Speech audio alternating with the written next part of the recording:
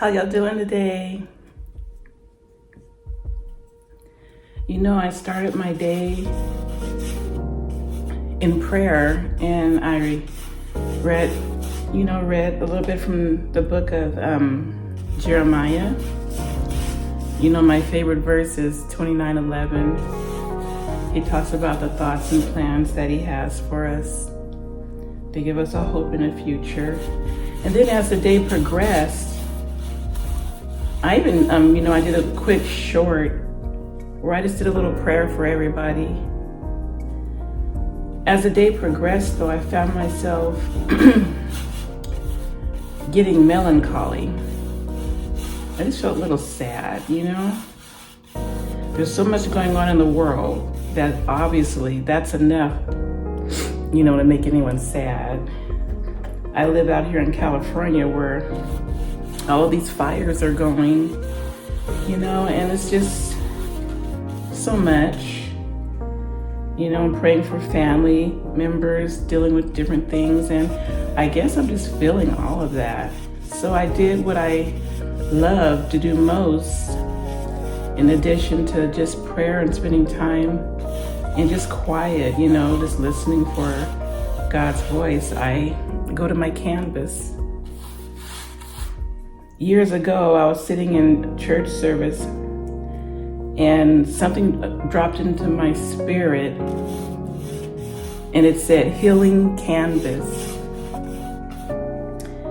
And I'm like, wow, my healing from depression, from trauma, from so many things, from even church hurt, it came when I started just sitting at the canvas. And I didn't paint a masterpiece. Actually, my canvas looked a lot like this. Just black and white paint smeared on the canvas. Nothing spectacular. I just poured my emotions, things I couldn't put into words. I just poured it onto the canvas. And from that, things start to form. But yeah, that's where I found a lot of peace and healing, So I've been thinking about where really to go with my YouTube channel, because it's called Healing Through Art. The basis is Healing Canvas. I'm still seeking the Lord exactly on what to do with those two words, Healing Canvas. But I'm telling you, you don't have to be an artist by any means. You don't even have to paint. Whatever you can find to do that brings you some sense of peace, where you can just hear what's going on in your soul, where you can hear from the Lord. Sculpting, journaling, writing poetry, sewing, knitting, whatever your escape is, that's the word I was looking for, escape.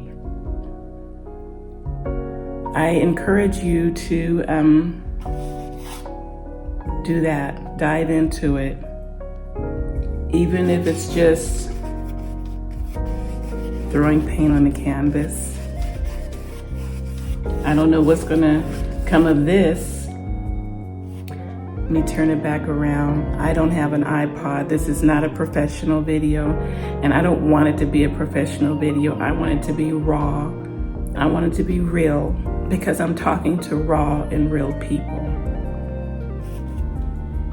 So let's turn this around. Whatever becomes of this, even if it remains just smears on the canvas, I know that I'm feeling better. I'm feeling a lot better. I was talking not too long ago with someone close to me for out of confidentiality. I'm not going to say her name, but she is dealing with grief from a miscarriage. And I asked her, how does that make you feel? Naturally very sad and depressed. It almost seems like a dumb question. Well, how does that make you feel? But what I was reaching for is, if you can't put it into words, what else do you think you can do to deal with the grief, to express it in a way that brings you a sense of freedom, almost like you're able to exhale? And I told her what I've been doing, and she's like, I think I'd like to try that if she agrees to it. Maybe we'll video her time at her healing canvas, things that she can't put into words, even if it's writing on the canvas.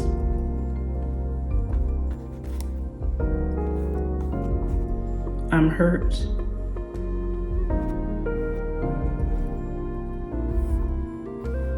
One thing about being at a canvas, you can be very honest.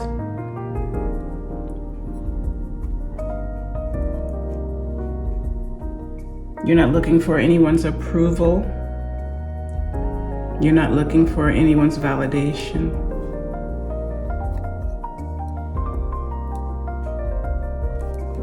You're just dealing with your own emotions, a broken heart.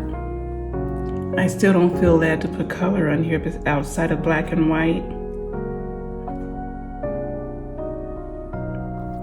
Maybe that's because so many hurts and traumas in our life, we hide them. When people see us, we smile and say, I'm okay. Our lives look very black and white to them. But in reality, there's a lot of gray. That's why it's so important not to judge other people. You don't know what they're going through. You really don't. Sometimes the best thing you can do is just be there. You don't have to have the answers. And they may not want you to have the answer. Maybe they just want to sit still with whatever they're dealing with. And they just need someone to sit beside them.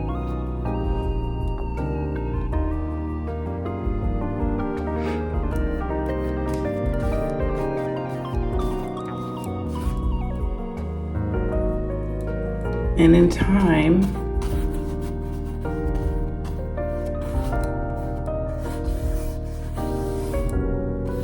something beautiful will come out of it.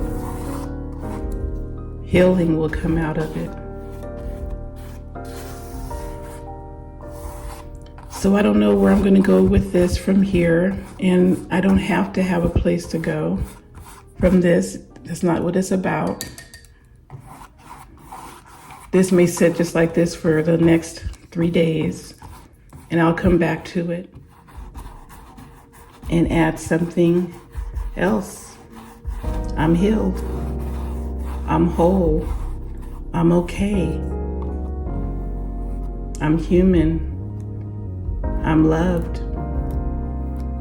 I'm worthy. I'm valued.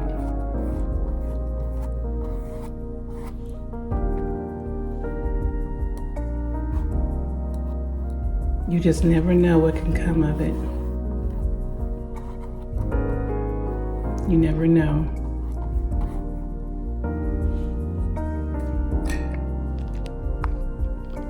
I hope you guys get something out of this short video. I wasn't even going to do a video today. Like I said, I've just been sitting and thinking, and the more time I spend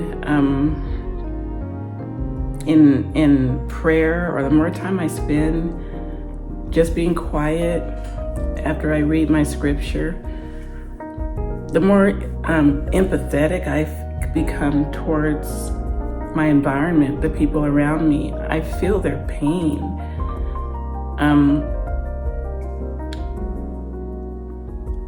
I don't know. It's a good thing, I guess, as long as you know what to do with it. I'm learning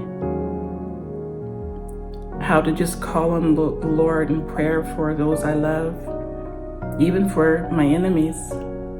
Pray for your enemies.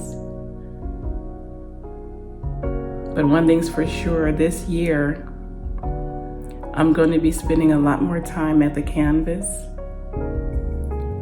a lot more time in prayer, meditation, whatever you want to call it. Sorry for the thumping. I am in an apartment, and those are my neighbors behind me. They sound like they're moving furniture. God bless them. But this is real. This is the real me. No filters, sometimes no makeup. I'm not worried that much about my hair either.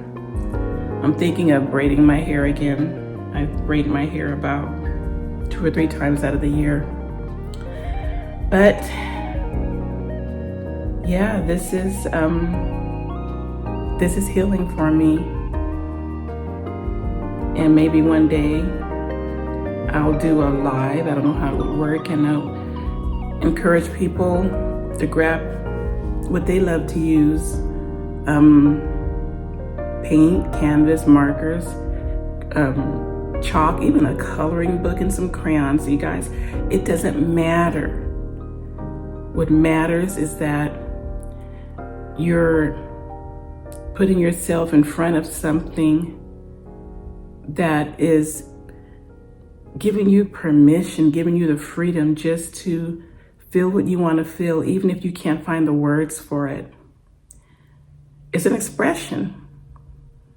It's an expression of your emotions. An expression of your emotions don't always have to come in words. They can come in brush strokes. They can come in words you put on paper, in singing, in crying, in screaming. It doesn't matter. Okay, I'm gonna sign off right now because I do have a couple of appointments today. But before I leave the house, I just wanted to spend some time at the canvas after spending some time in prayer. And I may have something more to add to this. I can show you guys the results of it. Whatever I'm working through, it looks like I'm working through the emotions of what I feel and see going on around me in this world today and with loved ones. So I'll catch up with you guys later. And you guys have a phenomenal day.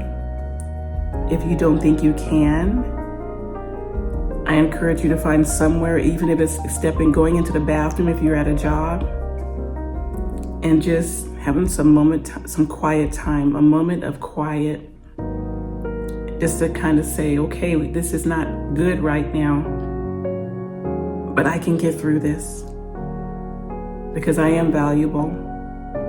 Whether people say it or not, I'm not a people pleaser. Don't you dare be a people pleaser. I had to grow out of that, you guys, being a people pleaser. Why would I look to people for validation when they're just as flawed as I am?